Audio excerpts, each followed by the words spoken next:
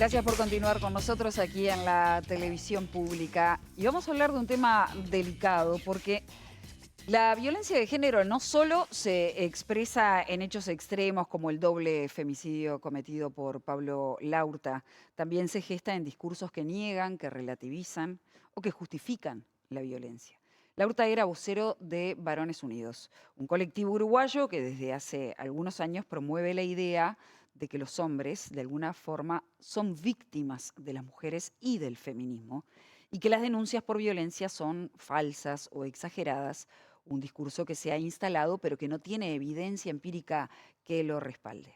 En 2018, el antropólogo Pablo Camacho comenzó a investigar este grupo sobre cómo se construyen estas narrativas, cómo circulan en redes sociales y qué vínculos tienen con los procesos de radicalización. Pablo, es un gusto que estés aquí esta mañana. Muchas gracias por la invitación, ¿cómo andan? ¿Qué te motivó a estudiar esto que en aquel momento era como muy emergente, ¿no? Sí, en realidad era emergente, ya habían varios grupos que estaban activos y Ujú. que estaban ahí en la vuelta. En realidad, Varones Unidos como tal ya había comenzado a tener cierta actividad. Por ejemplo, ahora estoy pensando en un curso que se dio en la Facultad de Humanidades sobre antropología feminista, que en realidad más que sobre feminismo se apunta a una idea teórica y metodológica dentro de la antropología, donde ellos en realidad hacen volanteadas y comienzan como a presentarse en oposición a esto que ellos dicen, bueno, la invasión del feminismo a la universidad pública. Como las primeras manifestaciones reactivas, digamos. Exacto, comienzan como a aparecer ahí, más en el plano político, Ujú. de la arena de discusión, ¿no? Comienzan a aparecer y a intentar tener cierta notoriedad en ese plano.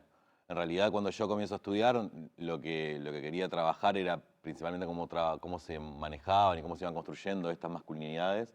Y una vez que entré, ese tema se excedió y se fue más hacia el lado de lo político, y que es lo que me estoy dedicando Pero un es poco ahora. interesante el disparador. Entonces, ¿cómo se construyen esas identidades Exacto, cómo se van construyendo esas narrativas o esas principalmente, narrativas? Sí. ¿no?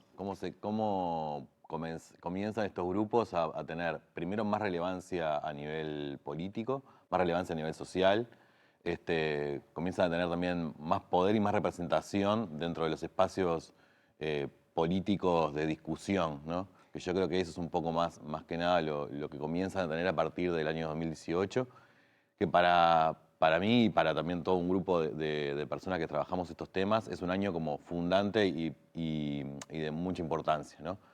Porque se da la llegada a Uruguay de Agustín Laje y de Gabriel Márquez a presentar su bestseller, ¿no? El libro negro de la nueva izquierda. Ahí se da un quiebre porque ahí comienzan a aparecer muchos de estos grupos y empiezan a mostrar también que comienzan a tener relaciones con actores políticos, ¿no? Y ahí se da un quiebre sí con relación a lo que venía pasando. Porque antes, Decís que es el sistema político el que de alguna manera legitima su exacto, ingreso a la divulgación o exacto, a la popularidad. exacto. Creo yo que ahí se da un quiebre importante porque comienzan a tener representación política. Es decir, comienzan a tener su discurso comienza a tener un eco dentro de lo que es el ámbito político, ¿no? Empiezan a aparecer diputados, senadores y figuras públicas que comienzan a utilizar su discurso y a darle una apertura como más popular a lo que ellos están planteando. Ahora, ¿qué representatividad, qué tan grande es el grupo Varones Unidos? Porque entiendo que Laurta era la cara visible, el referente, que manejaba las redes, pero ahora cuando entra preso hay alguien más que manejó las redes, pero no conocemos quiénes están detrás. O sea, Sí, en realidad el grupo en sí mismo, su base o su núcleo son 3 personas en realidad. No tienen más allá de eso. Y eso yo creo que es interesante al momento de analizar estos grupos, porque en realidad esas 3 personas, que son las que una de ellas era Pablo Laurta, manejan todo lo que es el discurso y todo lo que son las redes. ¿Tá? Pero más allá de que esas 3 personas sean como sus cabezas pensantes y los que están moviendo los hilos del grupo, en realidad eso después se va repitiendo y ese discurso se va repitiendo en miles de en personas, anónimos que en van anónimos que van retuiteando. retuiteando, que van reposteando sus notas, y eso en realidad es lo que genera el discurso, ¿no? Eso es lo que genera en realidad la fuerza del discurso. Más que salga de 3 personas o que sean 100, en realidad lo que repercute en este tipo de grupos es la cantidad la cantidad y cómo se va difundiendo el mensaje. ¿Y quiénes son esas otras dos personas? Porque no les conocemos la cara, o sea, sabemos que retuitearon o replicaron mensajes en función de lo que pasó, de los asesinatos que cometió Laurta, pero no sabemos quiénes son. En realidad, al día de hoy, yo lo que he podido hacer, nosotros de la antropología trabajamos mucho con lo que se llaman los contratos etnográficos, ¿no? Que son al momento de realizar una investigación, nosotros pactamos ciertas cosas con nuestros interlocutores, ¿no? Con las personas que nosotros trabajamos. Eso asegura principalmente que en realidad las personas puedan tener cierto anonimato al momento de trabajar y de realizar una investigación. Y ustedes avanzar.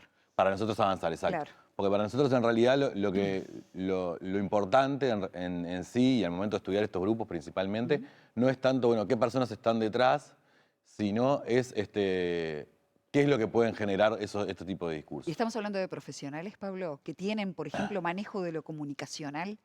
Sí, tienen un gran manejo. ¿O es intuitivo? No, tienen un manejo de lo comunicacional. Bueno, Pablo incluso trabajaba en medios vinculados a la tecnología. O sea, ellos no quieren aparecer, no quieren ser públicos. Ellos no quieren ser públicos y fueron parte del trato etnográfico que hemos realizado. Porque ellos o sea, Varones Unidos, 2018 es más o menos su génesis, pero en 2021 cuando se discute la ley de corresponsabilidad de la crianza y también la de, no me sale el nombre de la otra ley, la de tenencia compartida. La tenencia compartida.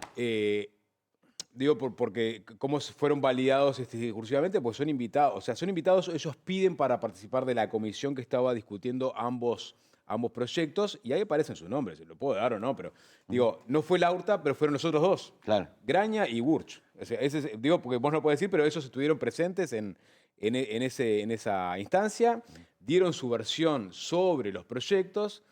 No sé qué tipo de injerencia tuvieron finalmente sobre digamos, su desenlace, pero sí dieron la cara y hablaron y manifestaron su posición respecto a estos dos proyectos. Es decir, quizás la instancia institucional más elevada a la que accedieron fue ser parte de una comisión que discutía proyectos vinculados a estos temas, que hay otros grupos que también han militado a favor de que se existan estas leyes, ¿no? Capaz que, no sé si hay que distinguir a Varones Unidos de esos otros grupos, eso no lo tengo muy claro. Pero por lo pronto los conocemos a ellos. Sí, o sea, los conocemos. Yo creo que no se hace que distinguirlos de esos otros grupos, ¿no? O sea, porque en realidad lo que los une en realidad es una unidad más discursiva, ¿no? Más del hecho de algo que planteamos muchas veces, es que decir, bueno, lo que los mueve a estos grupos en realidad es tener un faro en común, ¿no? Es esta idea de que, bueno, el feminismo, el antirracismo y otras expresiones de lo que llamamos proderechos, plantean que es bueno decir, bueno, intentemos abrir un poco la cancha de los derechos, ¿no? Para ellos esta idea de abrir la cancha principalmente no es de generar nuevos derechos, sino del hecho de generar contextos para que esos derechos puedan ser apropiados por más personas. Lo ven como un exceso de los derechos. Ese es el gran de estos grupos, ¿no? Ese es el gran faro que los está moviendo. Y ahí, en realidad, es muy difícil de distinguir ciertos grupos, porque lo que principalmente los engloba es el hecho de decir, bueno, tenemos este faro, que es esta lucha contra ciertos tipos de derechos, de esta lucha contra el feminismo, esta lucha contra lo que ellos llaman la ideología de género. Y también es la lucha de muchos padres que fueron separados de sus hijos tras una denuncia, porque el caso de Laurta era uno de ellos, pero otros grupos que de similares características tienen también como nucleamiento central Exacto. eso. Pero la explicación que hay detrás para esa idea de, bueno, me alejaron de mis hijos, es que en realidad hay un exceso del feminismo, ¿no? El último faro y el gran faro es esta idea de luchar contra el feminismo. ¿Y cómo se integra acá el elemento o la dicotomía que se plantea entre victimización masculina, porque utilizan la victimización, se lo puede ver fácilmente en cada uno de sus discursos, y la negación sobre la violencia de género? ¿Cómo se articula? Lo que pasa es que yo creo que eso principalmente lo que plantean es esta idea de que, bueno, estos excesos generaron que el hombre o que ciertos tipos de masculinidades pierdan derechos, ¿no? Se convierten en estas víctimas, ¿no? Ellos se plantean en el marco de decir, bueno, nosotros hemos perdido derechos, las denuncias falsas, las mujeres en realidad en esta avanzada feminista lo que generan son mecanismos de mentira para para incriminar a los varones. Comienzan esta idea de, bueno, estamos perdiendo derechos. Y eso en realidad lo que abre es una idea de ver a estos varones como víctimas, ¿no? Esta idea que era un poco lo que ellos republicaban y publicaban entrevistas a estas personas, a padres que habían sido supuestamente víctimas de la ley de violencia de género y de la ley de tenencia compartida. Que es una llave, además, la victimización para lograr la empatía social, ¿no? Exacto. Para lograr la empatía social y también para atraer más gente al grupo. A mí ¿no? también me pasa. A mí también me pasa. Yo creo que algo que es importante en estos grupos también de pensar es, bueno, ¿qué marcos generan para las personas que los integran, ¿no? Yo creo que genera marcos de empatía, marcos también donde se comparte un estar, un discurso, donde puedo generar esta idea de lo que vos me decís, alguien que me escuche, que me entiende y que capaz que vivió lo mismo que yo. Entonces abre esos marcos a que estos grupos se conviertan en lugares también de confraternidad y de lugares donde muchos de estos varones se sienten seguros. ¿Y qué tanto representa, digamos, estos asesinatos que cometió Laurta al resto del colectivo? Bueno, vos decís que son 3, no se sabe cuántos hay detrás, pero porque está esa lectura de, miren lo que hizo Laurta, entonces todos estos Todos son son iguales, posibles, seguramente todos los que están detrás pueden llegar a cometer esto, ¿no? Hay una lectura que se está haciendo, con información, sin información, no lo sé. ¿Cómo lo ves vos? Yo creo que, a ver, el caso de Laurta es un caso, genera estas dos ideas, ¿no? También es un caso extremo, obviamente, es un caso de un doble feminicidio. Más un asesinato. Más un asesinato, más el rapto también de su niño. hijo. Y es un caso como paradigmático también, ¿no? Para pensar. Creo yo que también lo que se genera más que nada es, bueno, ¿qué discursos habían detrás de este caso? ¿En qué Laurta se fundamentó para lograr eso, ¿no? Y qué marcos abren esos discursos. Yo, si me preguntás a mí y las entrevistas que he realizado y cómo conozco a las personas que integran ese grupo, yo te puedo decir que posiblemente no tengan el mismo perfil, ¿no? Obviamente que te lo puedo decir. Pero en realidad sus marcos y los marcos de donde están pensando en la sociedad, donde están pensando en el mundo en que vivimos, habilitan estos espacios para generar este tipo de violencias. Si me preguntás eso, yo te digo que sí. En tu tesis, justamente, abordás el vínculo entre el discurso y la acción. ¿Llegás a esa conclusión a partir del trabajo o es una percepción que tenés? No, a partir del trabajo se llega a esa conclusión. En realidad, cuando ellos recién hablaban, ¿no?, de esta idea del faro del faro que los mueve y del faro que mueve a muchos de estos grupos, que es esta lucha contra el feminismo, contra lo que es la ideología de género, ¿no? La idea de que esta lucha y de lo que muchas veces Agustín Laje marca como la batalla cultural, ¿no? ¿Cómo se da esta batalla cultural? Muchas veces ellos plantean que en realidad el medio no es lo importante, sino lo que importante es el fin, es terminar con la ideología, con lo que ellos llaman la ideología de género, con lo que ellos llaman el avance del feminismo, que obviamente también son visiones simplificadas, ¿no?, del feminismo. El feminismo es algo muy complejo, pero bueno, ellos en realidad el faro principal y el eje principal que los mueve es, bueno, terminar con eso, ¿no? Ser los victoriosos de esa batalla. Y ante eso, en realidad el medio no es lo importante. Y cuando hablamos de que el medio no es lo importante, se están habilitando ciertos marcos que habilitan marcos de violencia también. Y también pensemos en cómo han salido y posiblemente siguen saliendo todavía mensajes que en realidad están fundamentando y fundamentan las acciones de Laurta, ¿no? Bueno, explica eso, porque le bajaron la cuenta de Twitter, pero en Facebook todavía seguían activos y no sabemos quién estaba, digamos, detrás de esos mensajes. En Facebook seguían activos hasta hace 3 días. Ahora, en realidad, también me comuniqué con algunos de ellos para consultarles qué era lo que estaba sucediendo, quién estaba moviendo las redes ahí, y ni siquiera ellos tenían claro ¿Quién lo hacía? quién los estaba haciendo. O sea, puede ser el propio Laurta, pero Laurta está preso, o sea, es difícil que tenga acceso a un... Sí, Es difícil que tenga acceso a algo, Sí. claro. Es difícil Claro. que tenga acceso. Y si no, son los otros dos que tienen la clave, digamos. Sí, pero es extraño. en realidad yo confío en los interlocutores que tengo y puedo decir que en realidad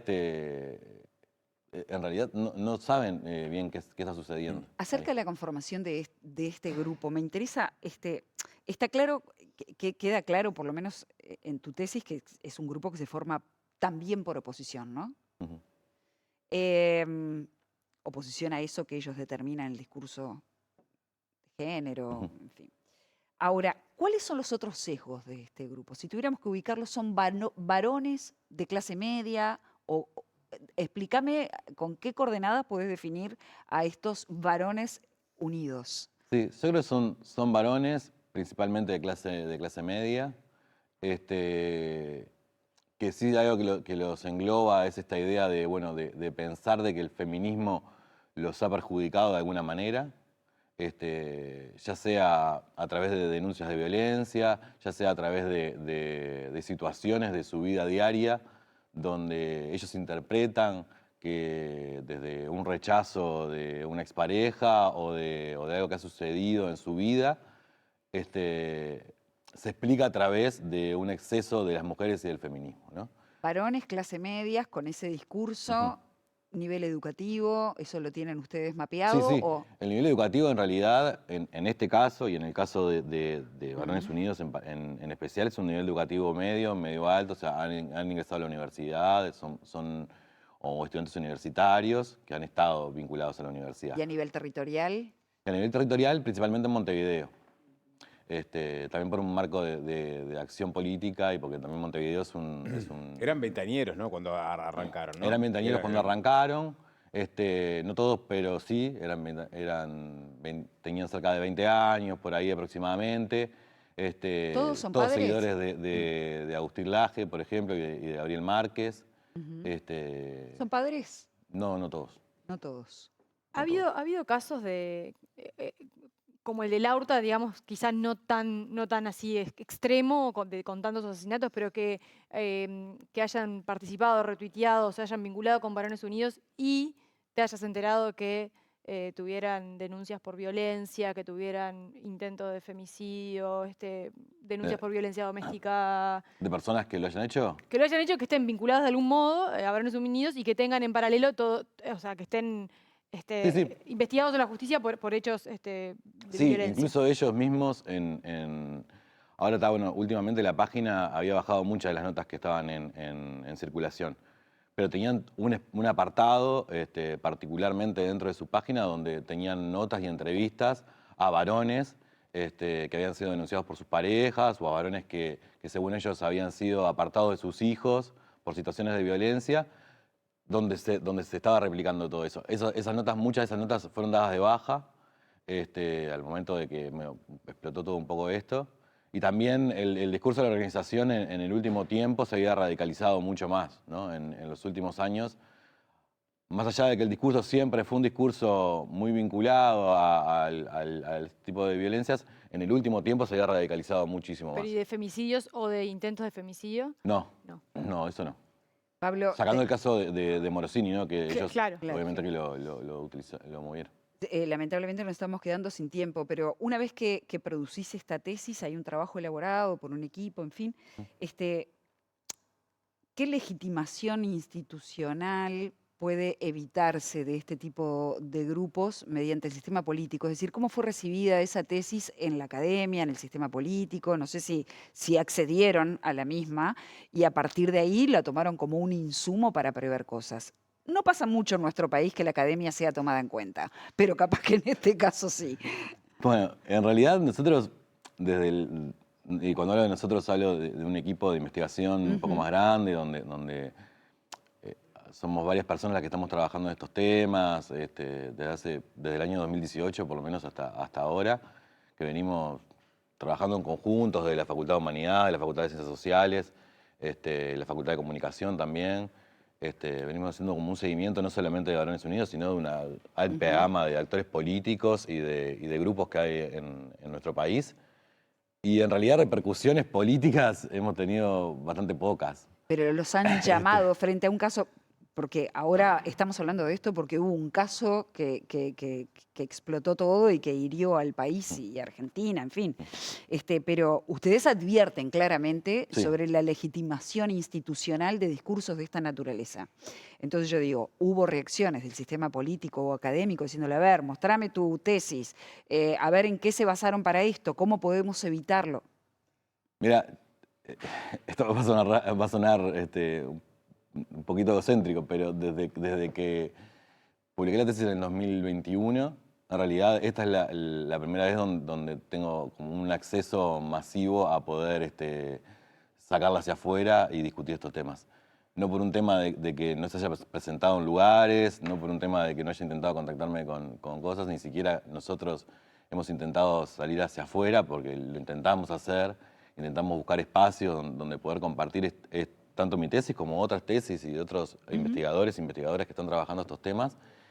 Y verdaderamente se nos dificulta mucho llegar. Porque yo creo que justo en este caso ahora es un tema bastante que está en los medios, ¿no?